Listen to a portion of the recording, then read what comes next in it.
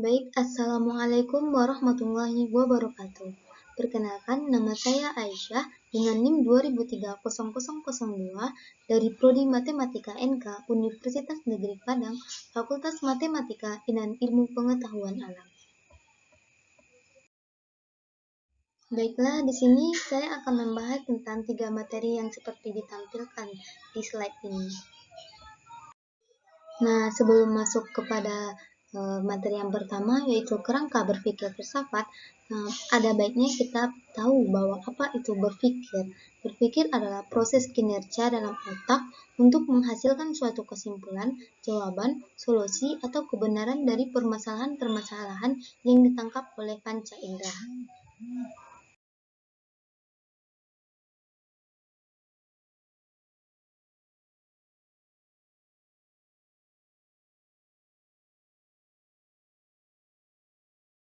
Nah, kerangka berpikir filsafat ini terdiri dari 4 cara berpikir.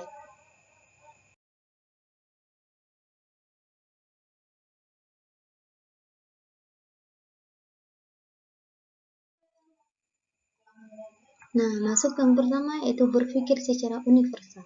Universal merupakan cara berpikir yang pertama dari filsafat. Bagaimana filsafat memahami objek secara universal dan objek tersebut juga bisa diterima secara global atau menyeluruh. Jika suatu objek yang kita pikirkan tidak bisa diterima secara menyeluruh, maka apa yang kita pikirkan bukan berfilsafat.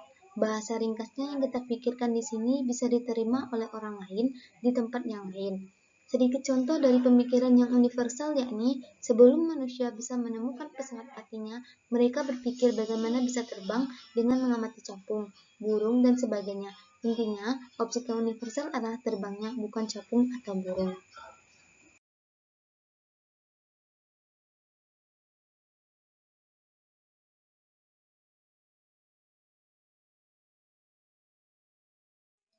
Nah, yang kedua yaitu berpikir secara radikal. Radikal secara definisi memang biasanya kita artikan dengan berpikir sampai pada akar-akarnya. Kalau kita kritisi lagi berpikir sampai ke akar-akarnya, berarti ada titik selesainya. Terbatas ketika berpikir kita sudah sampai pada ujung akar, berarti sudah selesai pemikirannya.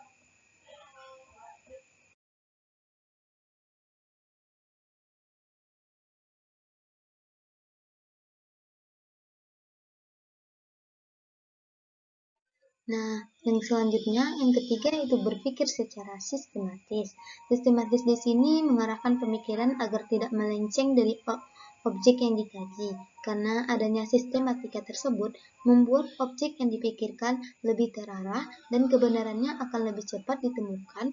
Tanpa adanya sistematika, bisa-bisa objek yang kita pikirkan beralih ke objek yang lain dan keberuntutan dalam memikirkan objek juga akan menentukan hasil keobjektivitasan pemikiran.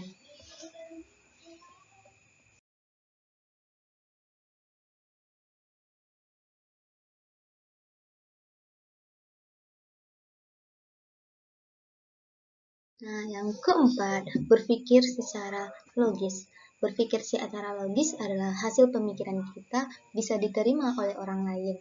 Hasil pemikiran atau proses pemikirannya bisa dibuktikan secara logis atau jika dipikirkan bisa diterima oleh akal.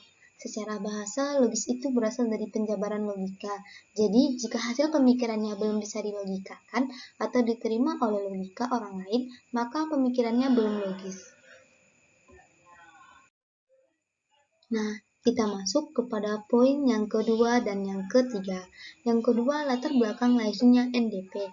NDP lahir karena seseorang yang melakukan perjalanan ke universitas-universitas Amerika dan tempat lainnya, di mana waktu itu Universitas Amerika merupakan pusat kegiatan mahasiswa. Orang tersebut melihat apa yang paling relevan dalam Islam yang harus kita kembangkan. Kita di Indonesia selama ini mengaku Muslim dan mengakukan diri sebagai pejuang-pejuang Islam. Untuk terlaksanaan ajaran Islam, sekarang perlu melihat sendiri bagaimana wujud Islam dalam praktiknya.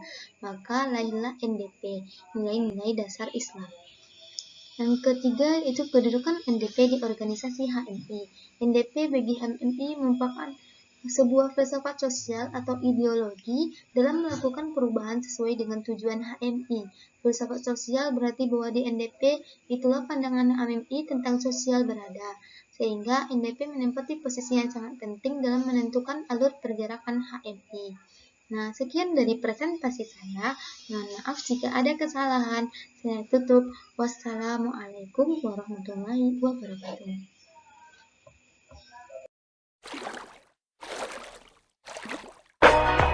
Yo, I ain't here for the money, I ain't here for the fame. Though it might be nice to own a jet plane, I'ma do it all for you. Come along.